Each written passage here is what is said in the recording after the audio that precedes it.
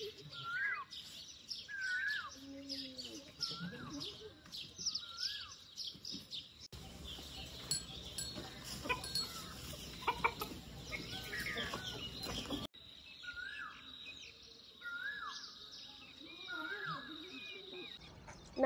मी अर्चना।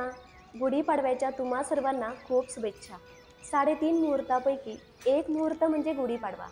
चैत्र महिना सुरू झाला की निसर्गातही नवचैतन्य येतं, झाडांना नवी पालवी फुटते, कडुलिंबाच्या झाडाला मोहर येतो आणि कोकिळेच्या सुरांनी वातावरण भारून जातं। गुढीपाडवा म्हणजे आपल्या हिंदू संस्कृतीमधील नववर्षाचा पहिला दिवस। या दिवशी ब्रह्मदेवाने सृष्टी निर्माण केली। हा सण समृद्धी, विजय आणि आनंदाचं प्रतीक आहे।